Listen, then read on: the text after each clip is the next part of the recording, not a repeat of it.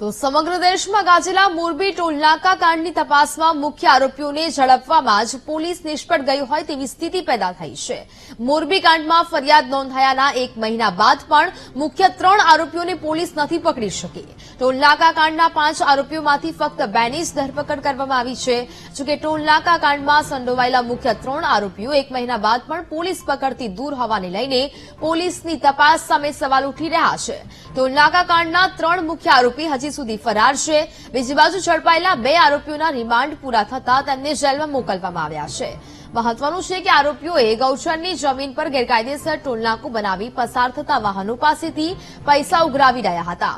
તો બીજી બાજુ વ્હાઇટ હાઉસ કારખાનાના માલિક અને જયરામ પટેલના પુત્ર અમરસિંહ પટેલની પણ ધરપકડ ન થતા પોલીસ કાર્યવાહી પર સવાલ ઉઠ્યા છે। બગાસિયા ગામના પૂર્વ સરપંચ ધર્મેન્દ્રસિંહ ઝાલાને પણ પોલીસ નથી પકડી શકી। તો યુવરાજસિંહ ઝાલા સહિતના 3 આરોપી 1 મહિના બાદ પણ ન પકડાતા પોલીસ પર મોરબી ટોલનાકા કાંડ પર ઠંડુ પાણી રેડવાના પ્રયાસના આરોપ લાગી રહ્યા છે।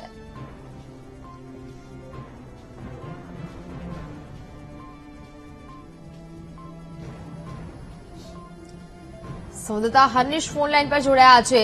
હર્નિશ, સમગ્ર દેશમાં ગાજેલા મોરબી ટોલનાકા કાંડની તપાસ તો થઈ રહી છે, હજી સુધી 3 આરોપી પોલીસ પકડથી દૂર।